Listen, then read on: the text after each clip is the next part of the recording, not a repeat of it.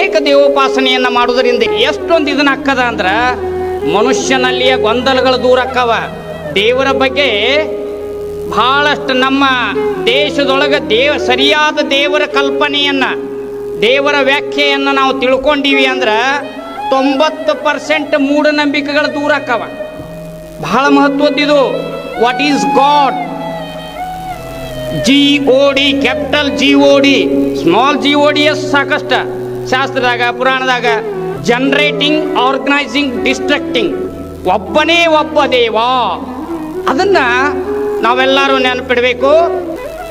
ಎಲ್ಲರಿಗೂ ಅಪ್ಪನಾಗಿ ತನಗೆ ಮಾತ್ರ ಅಪ್ಪನಿಲ್ಲವೋ ಅವನಿಗೆ ದೇವರಂತಾರೆ.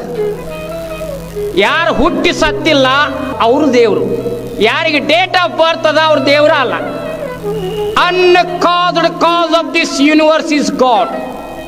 ನೆನಪಿಡ್ಬೇಕು. ದೇವರಂದ್ರೆ ಯಾರಪ್ಪ? ಶರಣರು ಹೇಳ್ತಾರೆ, ತಂದೆ ತಾಯಿ ಇಲ್ಲದ ಕಂದ ನಿನಗೆ ನೀನೇ ಬಂದೇ ಅಲ್ಲ ಅಂತ.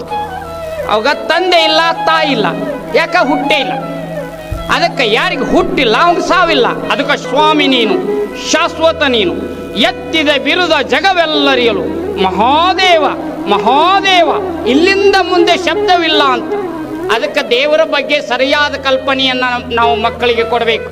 ಅದಕ್ಕೆ ಒಂದು ಕಡೆ ಹೇಳಿಬಿಟ್ರು, ಅವ್ರು ಜಡ್ಜ್ಮೆಂಟ್ ಕೊಟ್ಟರು, ಕಲ್ಲು ದೇವರು ದೇವರಲ್ಲ, ಮಣ್ಣು ದೇವರು ದೇವರಲ್ಲ, ಮರ ದೇವರು ದೇವರಲ್ಲ, ಪಂಚಲೋಹಗಳಿಂದ ಮಾಡಿದ ದೇವರೂ ದೇವರಲ್ಲ, ಸೇತು ಬಂದ ರಾಮೇಶ್ವರ, ಕಾಶಿ, ಶ್ರೀಶೈಲ, ಕೇದಾರ, ಗೋಕರ್ಣ ಮೊದಲಾದ ಅಷ್ಟಾಷಷ್ಟಿ ತೀರ್ಥಂಗಳಲ್ಲಿರುವ ದೇವರೂ ದೇವರಲ್ಲ.